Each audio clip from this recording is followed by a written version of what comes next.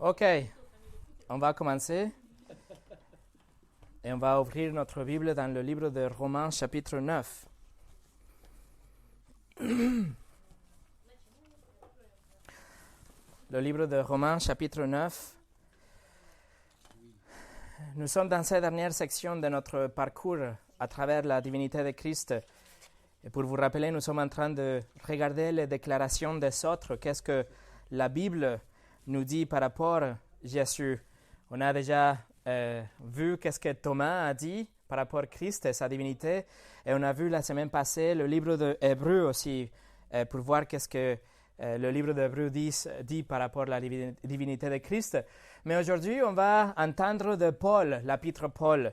Nous allons visiter 3 de ces épîtres. Il a écrit 13 épîtres dans le Nouveau Testament et dans tous les épîtres, il affirme et réaffirme et sans équivoque, il dit que Jésus-Christ est Dieu dans la chair. L'apôtre Paul, comme vous le savez, il persécutait l'Église. Il était quelqu'un qui détestait les chrétiens.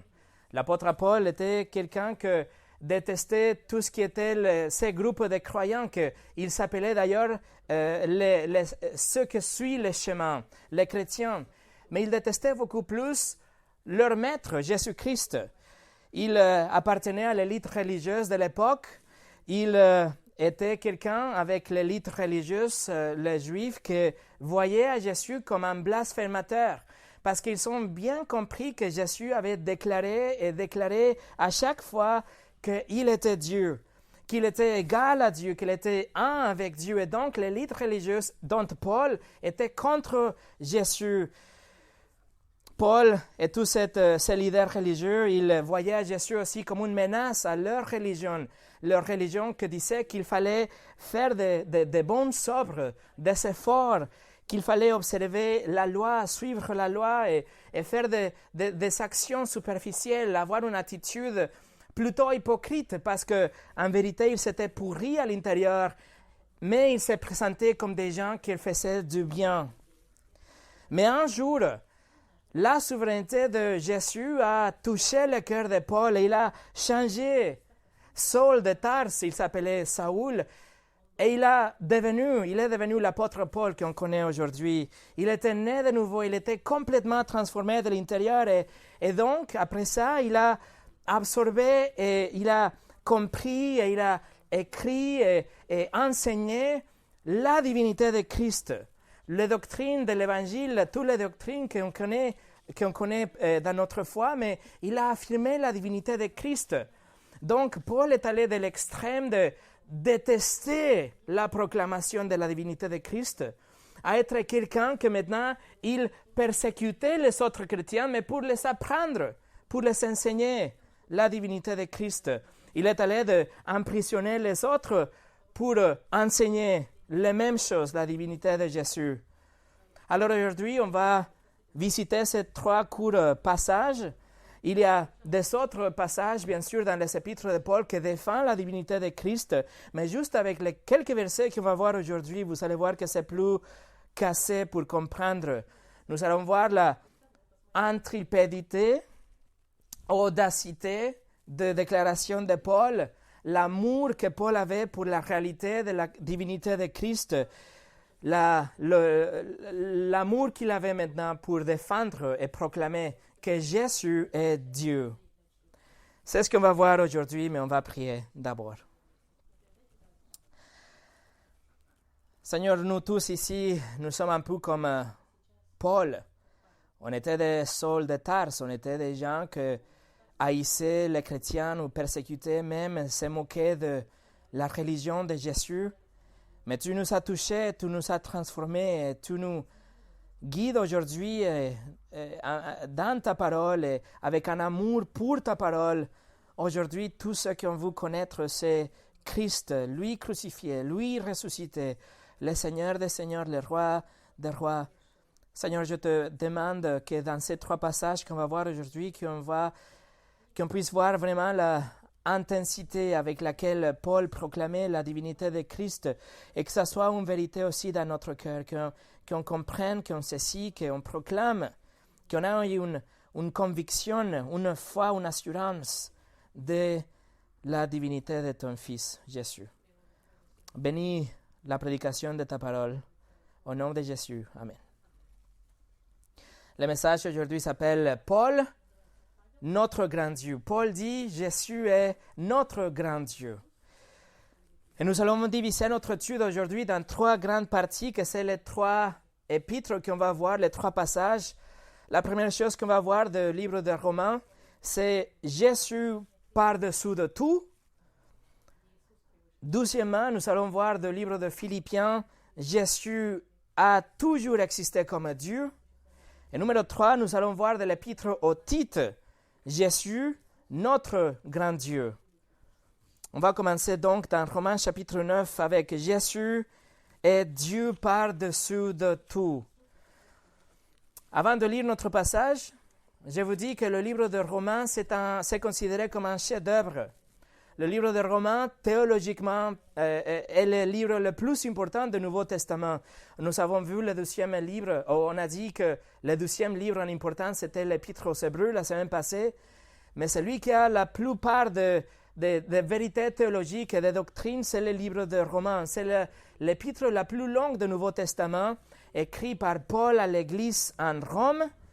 Et ici, Paul va survoler des doctrines qu'on connaît, qu'on chérit tous, comme la universalité du péché, le péché originel, la justification par la grâce, la sanctification des croyants, l'élection des croyants, la glorification des croyants, etc. Et en fait, à la fin du chapitre 8, parce qu'aujourd'hui on va voir le 9, comme vous le savez, à la fin du chapitre 8, Paul arrive à un point culminant dans son épître. Paul arrive à expliquer que l'amour de Dieu manifesté en Christ est tellement grand et tellement sûr que rien et personne ne va nous séparer de cet amour. C'est le passage qu'on a lu juste avant le culte. L'amour de Dieu ne peut pas être séparé de son peuple. Cependant, tout au long de cet épître, Paul souffre à l'intérieur. Paul est en train de se battre lui-même parce que la majorité des Juifs, donc, dont il était un Juif, la majorité des Juifs, ils rejettent le Messie. Et donc, Paul, il a une souffrance à l'intérieur. Il veut que son peuple, ses frères, connaissent l'amour et la compassion de Christ aussi.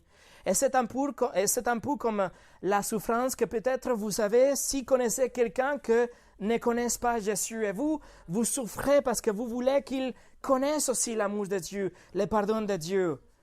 Alors Paul, il a cette souffrance. Il est en train de se battre contre lui-même. Et ici, on arrive, ça c'est le contexte quand on arrive au chapitre 9. Regardez comment il souffre pour ses frères, pour le peuple d'Israël. Chapitre 9, de versets 1 au 5. Je dis la vérité en Christ, je ne mens pas, ma conscience me rend témoignage par le Saint-Esprit. J'éprouve une grande tristesse et j'ai dans le cœur un chagrin continuel. Oui, je voudrais être moi-même maudit et séparé de Christ pour mes frères, mes propres compatriotes, les Israélites.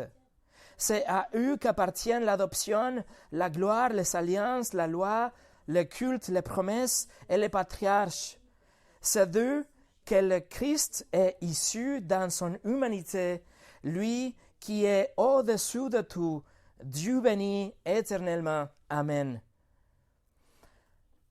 Dans les versets 1 et 2, vous voyez comme Paul, il dévoile son cœur d'évangéliste. Il dévoile son cœur comme un chrétien qui connaît l'amour de Dieu et qu'il souhaite que les autres connaissent aussi. Il a cette angoisse dans son cœur et cet chagrin parce que son peuple n'accepte pas Christ comme leur Messie.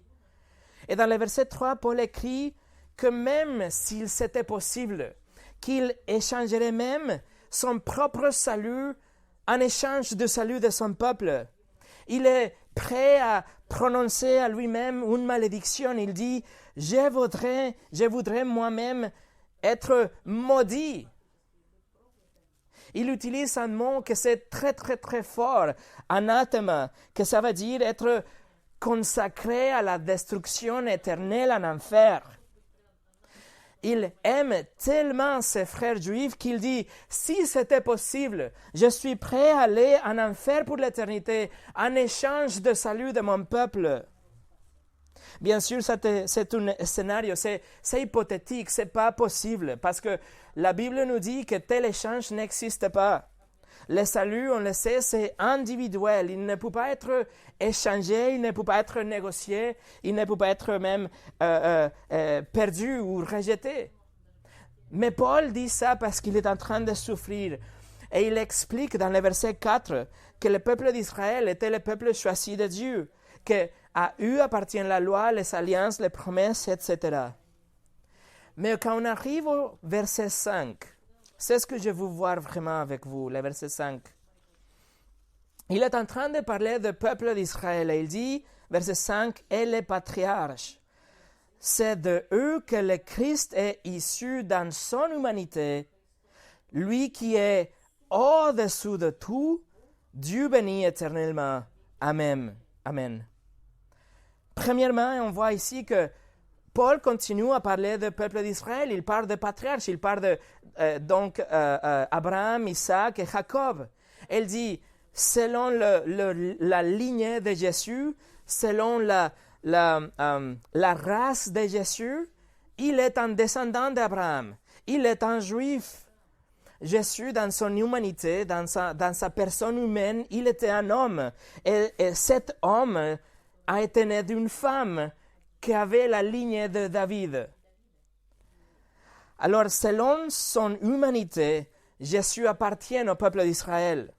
On trouve la généalogie de Jésus dans l'évangile de Matthieu qui nous dit qu'il vient du côté de Joseph. Et la généalogie de sa mère, on la trouve dans l'évangile de Luc. Et donc, sa humanité est trouvée et affirmée par Paul. Il dit, Jésus était un juif, un homme.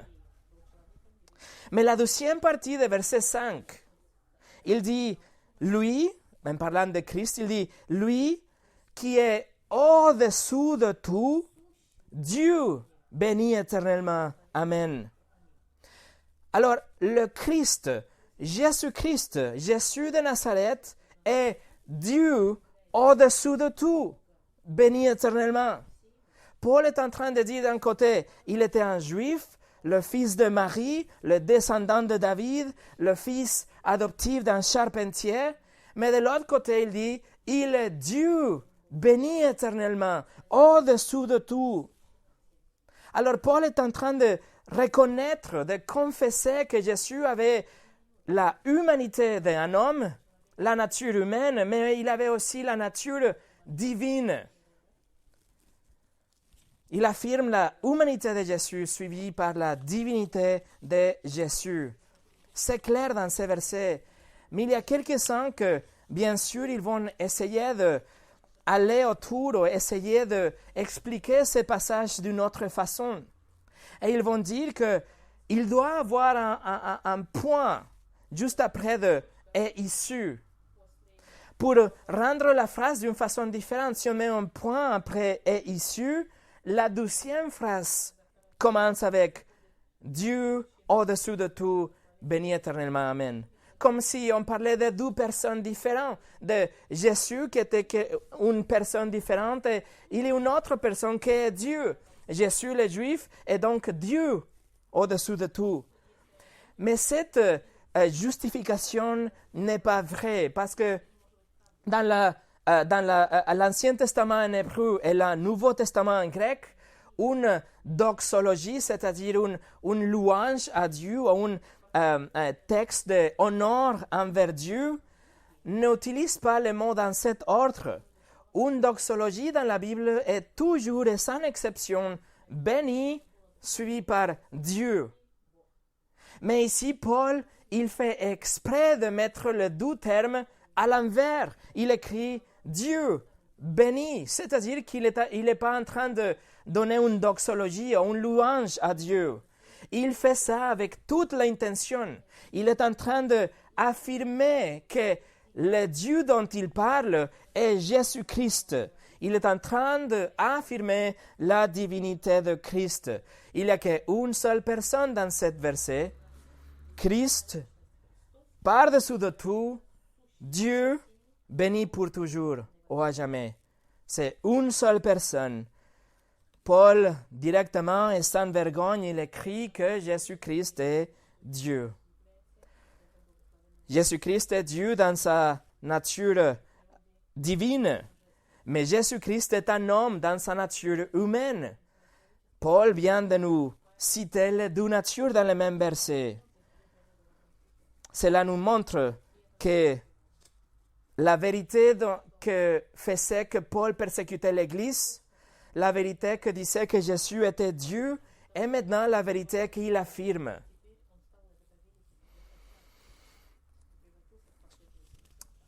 Et en fait, un jour, cette vérité va faire que Paul lui-même soit tué.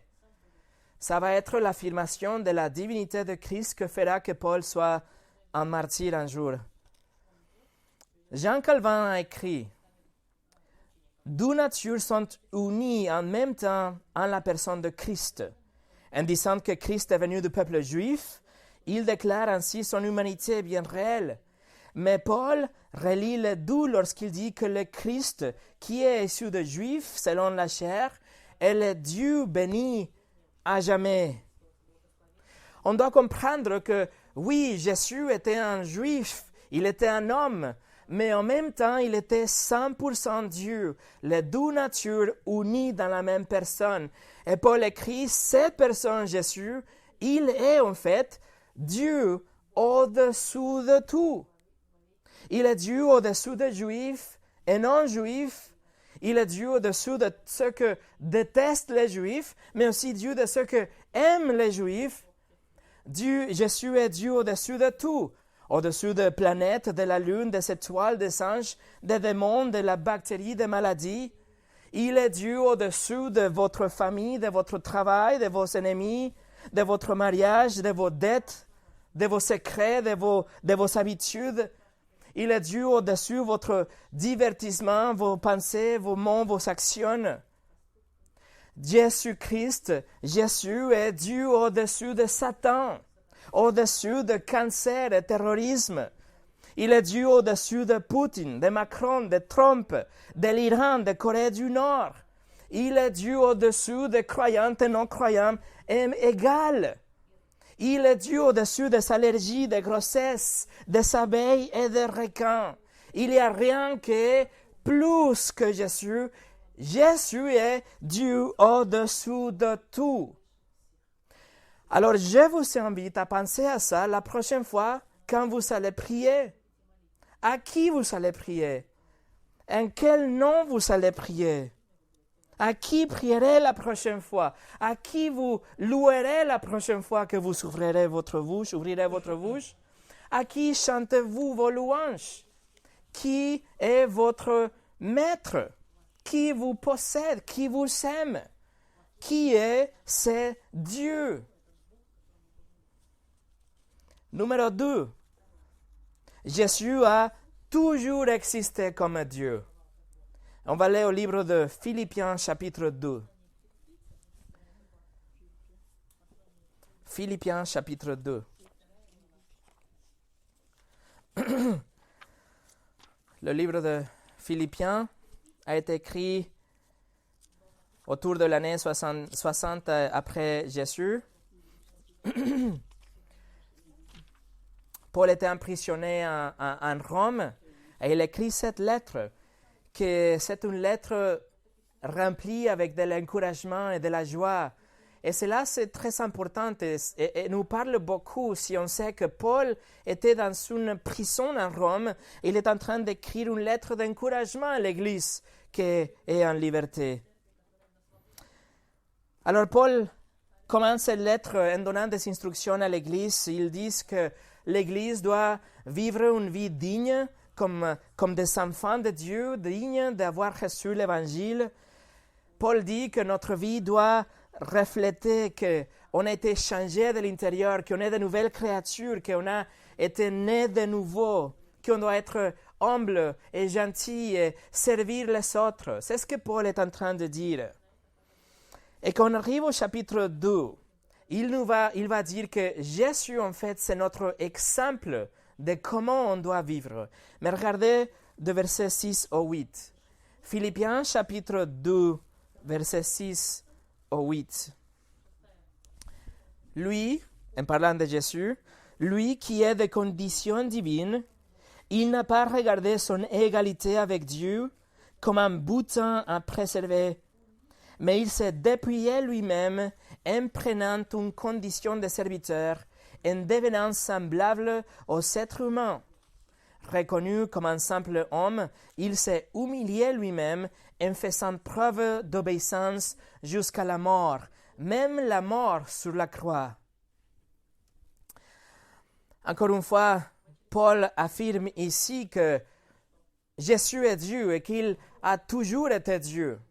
Regardez le verset 6. La première partie du verset 6, en fait, c'est très difficile à traduire à partir du grec, mais il y a deux mots très importants qu'on doit comprendre. Verset 6 dit, lui, Jésus, qui est des conditions divines. Mais il faut comprendre, il ne faut pas croire, mes amis, que Paul est en train de, quand il dit conditions divines, il ne faut pas croire que Paul est en train de parler d'une forme, comme une silhouette ou une forme physique, que Jésus était d'une forme. Non, Paul a choisi en fait exactement le mot qui parle de l'essence de quelqu'un. Il parle de cette caractéristique qui fait qu'une personne soit une personne. Il parle de quelqu'un quelque chose qui est immuable, qui ne change jamais. Il y a en fait deux mots qu'il pouvait utiliser. Mais Paul a utilisé exactement les mots qui parlent de l'essence qui ne change jamais. Le mot est morphé, comme métamorphosis oui. Alors, Paul est en train de dire que l'essence de Dieu a été toujours en Jésus-Christ. Ce qui fait que Dieu soit Dieu a été toujours en Jésus et il n'a jamais changé et ne changera jamais.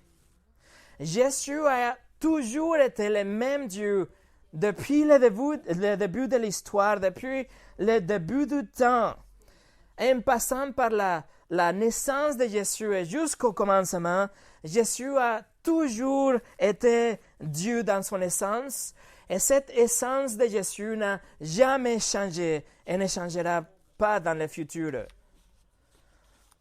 Richard Lenski, un théologien, a écrit « Dieu a une forme et Jésus existe dans cette forme. » Mais la forme, mes amis, c'est pas, comme je dis, c'est pas une forme physique, mais c'est l'essence. C'est le fait que Dieu soit Dieu. J'ai prêché le tout premier message dans cette série de la divinité de Christ en mars 2017. Le tout premier message s'appelait « La parole éternelle ». Et on a vraiment étudié le fait que Jésus était là éternellement comme Dieu. Le message est sur le site internet si vous voulez l'écouter après en français et en russe aussi. Mais il y a un deuxième mot qu'on doit comprendre dans ce verset 6. C'est le mot qui est traduit dans notre Bible comme « qui est ». Le verset 6 nous dit « Jésus qui est de conditions divines ». Selon votre traduction, peut-être il a existé ou il était, mais l'original fait référence à une action continue, quelque chose qui ne change jamais. Donc, cela nous confirme. Jésus a toujours été la même essence que Dieu. L'essence de Dieu a toujours été en Jésus-Christ. J'espère que vous comprenez, vous voyez la grandeur de ces quelques mots que Paul écrit, parce que ça veut dire que l'essence de Jésus, sa divinité, a jamais changé, a toujours été là, et immuable, il va jamais cesser d'exister. Jésus est le même Dieu qui était hier et qui sera demain. Ça veut dire donc qu'au moment de son incarnation, quand il est devenu un homme, ça veut dire quand il est né du ventre de Marie, il a retenu 100% de la nature divine. Il n'a pas changé l'essence de Dieu, mais il a ajouté en lui la nature humaine. John MacArthur l'explique comme ça. Avec l'incarnation, depuis toute l'éternité passée, Jésus a préexisté sous la forme divine, égale avec Dieu le Père à tout point de vue. Par sa nature même et par son être, Jésus-Christ est, a toujours été et sera pour toujours complètement divin. Le verset 6, regardez avec moi encore une fois, nous dit « Jésus qui est de condition divine, il n'a pas regardé son égalité avec Dieu comme un bouton à préserver. » C'est-à-dire que Jésus, il avait l'essence de Dieu, mais il ne s'y est pas accroché à cette essence. Il n'a pas perdu l'essence divine, il n'a pas enlevé l'essence divine, il a toujours été Dieu, mais il n'a pas utilisé ses prérogatives divines, son autorité comme Dieu, pour se faire plaisir lui-même. Il n'a jamais utilisé son pouvoir avec des motifs égoïstes. Il a toujours vécu fondamentalement comme un homme. C'est pour ça, Jésus se fatiguait, il pleurait, il mangeait, il a souffert, il est mort, parce qu'il a vécu fondamentalement comme un homme. Le verset 7 de Philippiens nous dit, « Mais il s'est dépouillé lui-même en prenant une condition de serviteur, en devenant semblable aux êtres humains, reconnu comme un simple homme. » Paul explique que Jésus s'est dépouillé lui-même. Et cet dépouillement qui est passé au moment de l'incarnation, c'est ce qu'on appelle la kénosis. Et ça veut dire qu'il n'a pas vidé comme un verre d'eau sa nature divine. Tout simplement, il a décidé de ne pas vivre comme un Dieu. Il a décidé de renoncer à sa gloire divine. Il a décidé de ne pas utiliser son autorité divine, ses prérogatives, sa richesse. Il a décidé de ne pas avoir la relation parfaite avec Dieu comme étant Dieu, la deuxième membre de la Trinité, mais de vivre comme un homme qui avait besoin de prier, de jeûner pour avoir une relation avec Dieu. C'est pour ça qu'il est allé à la croix. C'est pour ça qu'il est mort. Parce qu'il s'est dépouillé de sa nature. Il a pas utilisé. Il a vécu comme un homme. Il a choisi de ne pas utiliser sa nature divine et vivre comme vous et comme moi.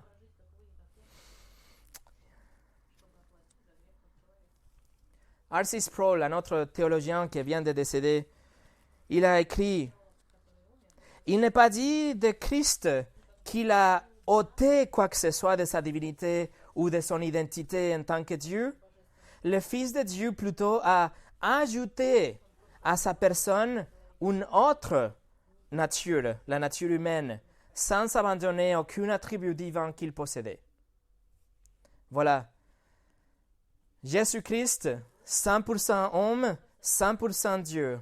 Complètement homme, complètement Dieu. Et en tant que Dieu, il n'a pas changé. Il n'était pas moins Dieu et il ne sera pas moins Dieu que Dieu. Il est égal à Dieu comme il était toujours. Non seulement Jésus a renoncé à sa divinité pour un moment, mais il a aussi devenu un serviteur. Mais le mot utilisé, ce n'est pas serviteur, c'est esclave. Il a choisi de vivre ici, sur la terre, comme un esclave, comme quelqu'un qui est soumis à un maître. Qui était son maître? Qui était le maître qui disait ce qu'il devait faire? Réponse, Dieu le Père. Jésus, il a pris une position soumise à Dieu le Père pour obéir sa volonté et mourir pour son peuple. Si vous voulez, on peut le voir comme ça. Jésus, étant que Dieu, il s'est mis une robe d'esclave. Et il a caché sa divinité. Et il a vécu comme ça tout le temps. Il est né semblable à un homme, verset 7 nous le dit. Il a pris en lui tous les attributs d'un homme, y compris les faiblesses, sauf les péchés. Et après, il a ajouté, donc, il était Dieu et il a ajouté sa nature en lui. Et il n'a jamais cessé d'être Dieu. Mes amis, avec toutes ces précisions, avec tous les mots précis que Paul a choisis pour écrire ce texte, Paul était apporté ou amené par le Saint-Esprit. Et il a choisi soigneusement chaque mot pour exprimer et affirmer, pour que nous sachions, pour soutenir l'humanité de Jésus, mais en même temps la divinité de Christ, les deux natures unies parfaitement dans la même personne, comme on vient de voir dans le livre des Romains aussi. Mais une autre chose, verset 8. Il s'est humilié lui-même en faisant preuve d'obéissance jusqu'à la mort, même la mort sur la croix. Alors Jésus devient un esclave, il devient un esclave de Dieu le Père, et il a obéi la volonté de Dieu, et il est allé à l'extrême de l'obéissance, que de donner sa vie, de mourir, et mourir la pire des morts. La forme d'exécution la plus cruelle, la plus atroce, la plus dégradante jamais imaginée. Spurgeon écrit ça. La crucifixion était une mort digne d'avoir été inventée par les démons. La douleur qui en résultait était inimaginable. Je ne vous torturerai pas en vous la décrivant. Je connais des chers cœurs qui ne peuvent lire sur ce sujet sans verser des larmes et sans passer ensuite des nuits blanches. Voilà le Dieu dans la chair. Voilà le Dieu qui est devenu un homme pour souffrir pour vous. Et donc, encore une fois, je vous demande, la prochaine fois quand vous allez prier, à qui prierez-vous la prochaine fois? Qui est votre Dieu? À qui vous allez chanter? Qui vous possède? Qui est votre maître? Qui vous aime? Qui a donné sa vie pour vous? Est un Dieu tout-puissant. Jésus-Christ est devenu un bébé. Il est né parmi des animaux. Il a vécu une vie comme le fils d'un charpentier. Il a travaillé avec le bois, le même bois qui le ferait mourir. Il a travaillé avec ses mains, qui seraient transpercées en mourant. Il n'a jamais péché, mais il a pris tous vos péchés. Plus, il a absorbé la colère infinie de Dieu. Étant Dieu tout-puissant, Jésus-Christ est devenu votre remplaçant. Il est mort pour vous. Il a pris votre punition, payé pour votre condamnation. Il est mort de la mort dont vous étiez censé de mourir. Il est devenu obéissant. Il avait une mission de Dieu. Et vous savez quoi? Il a réussi. Comme on sait qu'il a réussi parce qu'il est ressuscité. On sait qu'il a réussi parce qu'il est vivant aujourd'hui. Il est assis à la droite du Père, comme on a vu la semaine passée, et il donne le pardon des péchés, et il reçoit à tous les pécheurs qui viennent à lui avec un cœur contrit, humble, repentant, et qui croient en lui comme leur Seigneur et leur Dieu. Numéro 3. Jésus est notre grand Dieu et Sauveur. On va aller ensemble à l'épître aux Tite, chapitre 2. Tite, chapitre 2. Une lettre écrite aussi par l'apôtre Paul, écrite autour de l'année 62 après Jésus. Tite était un disciple de Paul qui après a servi dans la Croatie d'aujourd'hui et l'a servi d'aujourd'hui. Et donc, Tite chapitre 2 à partir de verset 11. Regardez avec moi. En effet, la grâce de Dieu, source de salut pour tous les hommes, a été révélée. Elle nous enseigne à renoncer à un mode de vie impie et aux convoitises de ce monde et à vivre dans les temps présents conformément à la sagesse, la justice et la piété. En attendant notre bienheureuse espérance, la manifestation de la gloire de notre grand Dieu et Sauveur, Jésus-Christ. Il s'est donné lui-même pour nous afin de nous racheter de toute faute et de se faire un peuple qui lui appartienne, purifié et zélé pour de belles œuvres. La grâce est quelque chose d'une grande valeur. La grâce est donnée à quelqu'un exactement, complètement l'opposé de ce qu'il mérite. La grâce est comme si on adoptait un criminel qui avait tué une partie de notre famille. En lieu de lui donner la chaise électrique, on l'adopte et on le reçoit dans notre propre famille. Ça, c'est la grâce. Ça, c'est la grâce de Dieu. Paul écrit ici que la grâce de Dieu a été révélée en parlant de Jésus. La grâce de Dieu est révélé, il est apparu dans la personne de Jésus-Christ et il offre l'adoption et le pardon des péchés. En lieu de nous donner la chaise électrique, en Jésus, il nous embrasse et nous reçoit dans sa famille. Paul commence le verset 11 en personnifiant la grâce. Il dit « La grâce est Christ » et il a amené le salut à tout son peuple. Après, dans le verset 12, il dit que tous ceux qui reçoivent le pardon des péchés, ils ont une vie transformée, une nouvelle vie, une nouvelle nature, un nouveau cœur. Ils disent que donc, en conséquence, ils vont renoncer au péché, ils vont comprendre la gravité du péché, ils auront un contrôle de soi, ils vont avoir des vertus pieuses, ils vont afficher qu'ils sont vraiment une nouvelle création. Ils vont avoir des fruits. Les fruits de l'esprit, car ils sont attachés au cep. Maintenant, regardez de près le verset 13. En attendant notre bienheureuse espérance, la manifestation de la gloire de notre grand Dieu et Sauveur Jésus-Christ. Nous sommes en train d'attendre cette bienheureuse espérance. Il parle de la deuxième venue de Jésus. La résurrection de tous les saints, quand le royaume de Christ sera sur terre, quand il aura paix infinie. Ça, c'est l'espérance qu'on a. C'est ce que nous espérons, c'est que nous vivons en l'attendante. Mais il continue. On attend aussi la manifestation de la gloire de qui? De notre grand Dieu et Sauveur, Jésus-Christ. Est-ce que Paul est en train de dire que Jésus est notre grand Dieu et Sauveur? Absolument. Il ne peut pas être plus clair que ça. On attend la manifestation de la gloire de notre grand Dieu et Sauveur, Jésus-Christ.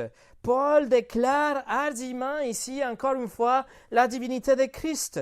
Ne peut pas être plus clair que ça.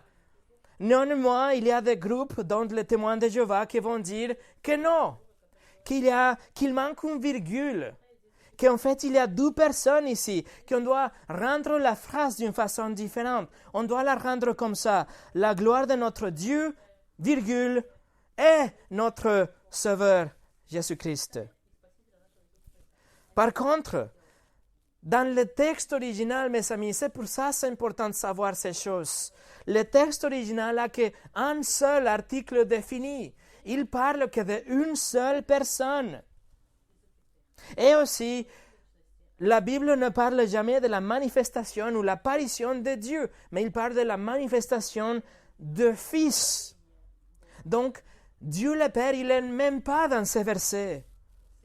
Plus, c'est intéressant de savoir que c'est la seule fois dans le Nouveau Testament où le mot « grande » mégas est utilisé pour parler de Dieu. Et c'est même plus intéressant de savoir que maintenant il applique de Dieu le Fils directement au Seigneur Jésus-Christ, notre grand Dieu. Paul affirme que Jésus est notre grand Dieu. Notre grand Dieu, c'est lui qu'il s'est donné lui-même pour nous. Verset 14, regardez, il s'est donné lui-même pour nous, afin de nous racheter de toute faute et de se faire un peuple qui lui appartienne, purifié et zélé pour de belles œuvres. Donnez votre attention à la façon dont ce verset se déroule lui-même. La première partie de ce verset nous dit « Jésus, notre grand Dieu ». Après, il dit « Il a donné », c'est-à-dire c'est une action qu'il a voulu faire, c'est une action libre. Il a donné.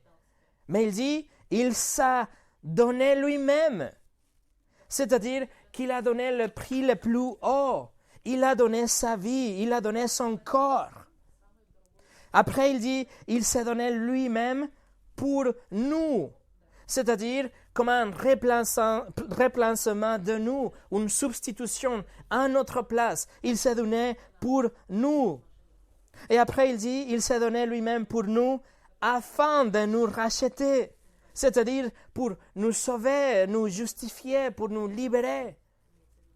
Et il s'est donné lui-même pour nous afin de nous racheter de toute faute, de tout péché, de la mort, d'être des esclaves au péché et esclaves du monde, esclaves de la chair. Il nous donne la liberté, il nous sauve. Tous vos péchés, mes amis, vous placez votre foi en Jésus, vous croyez qu'il est Dieu dans la chair, vous demandez pardon, vous vous repentez de vos péchés et tous vos péchés est pardonné, placé en Jésus. Il s'est donné lui-même pour nous afin de nous racheter de toute faute. Le verset 13 a commencé avec la grâce de Dieu personnifiée en Jésus, cette don, ce cadeau immérité donné par Dieu, et finissent avec le cadeau, l'invitation. Il s'est donné pour nous sauver. Pour la troisième fois, Paul impressionne dans ses lecteurs que Jésus est Dieu, notre grand Dieu et notre Sauveur. Mes amis, le but de Jésus, pour lequel il a payé le prix ultime, c'était pour vous sauver de la colère de Dieu, la condamnation juste, la punition juste qui était censée tomber sur vous. Nous serions coupables pour avoir transgressé sa loi. Nous sommes vraiment les destinataires de ces cadeaux incroyables, indicibles, le pardon des péchés par la grâce. On était censé d'aller à la chaise électrique, mais il nous embrasse et il nous adopte dans sa famille, grâce à Christ. Et en conséquence, on va vivre une vie juste, une vie pieuse, pas pour obtenir le salut, mais parce qu'on l'a déjà obtenu, on l'a déjà reçu. Et pour la troisième fois, je vous demande, pensez à ça la prochaine fois que vous allez prier. Qui est votre Dieu? À qui vous priez? Quel nom vous utilisez dans vos prières? Qui vous aime? Qui vous possède? Qui est votre grand Dieu? Et j'espère que vous allez répondre comme moi. C'est Jésus-Christ. Ce n'est pas une idée vague de Dieu comme une force dans l'espace, mais c'est la personne. C'est Jésus-Christ. Et pour nous préparer pour finir, nous avons vu déjà ces trois déclarations de Paul qui affirment la divinité de Christ. Et il n'y a pas vraiment une façon pour les esquiver, même d'une façon grammatique. Nous ne pouvons pas nous échapper de ces choses. Les mots que Paul a utilisés, ils ne sont pas incertains ou ambigus. Ils sont des mots précis pour décrire la divinité de Christ. le Dieu d'Israël, le créateur de l'univers, le Dieu que Paul persécutait, le Dieu que Paul servait en tant qu'un pharisien, est Jésus-Christ. C'est lui qu'il détestait, mais que maintenant il l'aime avec tout son cœur et qu'il ne va pas persécuter les croyants pour les tuer, mais pour les enseigner. Et il va persécuter les non-croyants pour plaider avec eux. Venez à Christ. Venez à Christ. Et toujours, Paul va être clair. Paul ne va ni minimiser jamais l'humanité de Jésus, mais il va la soutenir, il va la montrer. Et Paul va aussi montrer et affirmer la divinité de Jésus. Il ne va jamais la cacher, il va toujours l'afficher. Et ma prière, c'est que le Saint-Esprit va ouvrir votre cœur pour voir ces vérités. Et peut-être la divinité de Christ, c'est quelque chose que vous ne comprenez pas bien, ou quelque chose que ce n'est pas clair pour vous, ou même que vous rejetez. Mais je vous dis, juste comme c'est passé avec Paul, il y a de l'espoir pour vous. Paul détestait et tuait à cause de la divinité de Christ. Mais maintenant, il a embrassé. Et si vous recevez la divinité de Christ, ou si vous la connaissez déjà, alors le verset 15 est pour vous. Ce verset parle de toute l'Écriture, bien sûr, mais cela applique au verset précis de la divinité de Christ. Tite 2, verset 15 nous dit « Dis ces choses, encourage et reprends avec une pleine autorité, que personne ne te méprise. » Qu'est-ce qu'on doit faire avec toutes ces vérités? 3 verbes. Dis, encourage, reprends. C'est-à-dire, on voit la proclamation, on voit l'application, on voit la correction par et de la parole de Dieu. Quand la Bible nous dit « Jésus est Dieu », alors dis ces choses. Ne cachez pas ces choses. Quand la Bible nous dit que Jésus est Dieu et qu'il demande la sainteté, qu'il demande une vie sans péché, de justice, encouragez les autres à se soumettre à ces standards, à la parole de Dieu.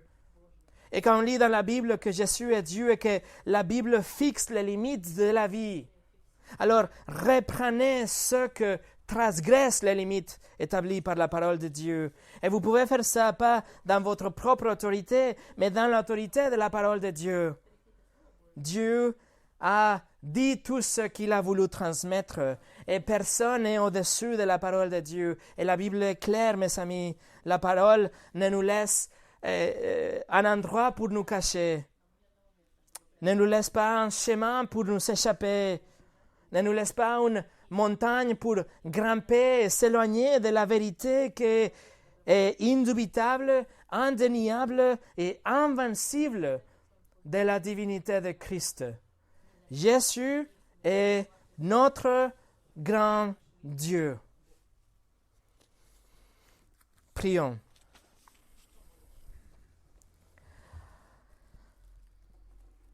Seigneur Jésus, oui, tu es notre grand Dieu. Tu es le créateur de l'univers. Tu es celui qui donne, qui reprend la vie. Tu es au-dessus de tout. Tu es au-dessus de chaque personne et cœur dans cette pièce, mais aussi de tous ceux qu'on connaît qui ne te connaissent pas. Notre grand Dieu, Jésus-Christ, nous te remercions parce que, tant Dieu, tu es devenu humble, un homme, un esclave. Et tu es allé à la croix, la plus pire de forme d'exécution pour prendre en toi la punition pour notre péché et tous nos péchés aussi. Seigneur, tu es vivant aujourd'hui parce que tu es Dieu et tu donnes la vie éternelle à tous ceux qui viennent à toi, à tous ceux qui se répandent. Et je te demande que chaque personne ici aille ces moments de repentance, ces moments de foi, qu'on vient vers toi avec un cœur humble, qu'on oublie tout ce qu'on avait appris, tout ce que nous avait éloignés de toi, mais qu'on vient maintenant avec un cœur humble. Et nous tous qu'on est déjà en toi, je te prie, Seigneur, que tu nous donnes la force pour vaincre la tentation, pour nous échapper de la tentation et pour vivre une vie digne d'être appelés tes enfants. Seigneur, Merci pour ta parole qui nous réaffirme, qui nous confirme tout le temps, dans chaque page presque, la divinité de ton Fils. Que cette réalité soit quelque chose qui nous aide à vivre pour toi et même mourir pour toi. Merci pour ton pardon et merci pour ta parole. Au nom de Jésus. Amen.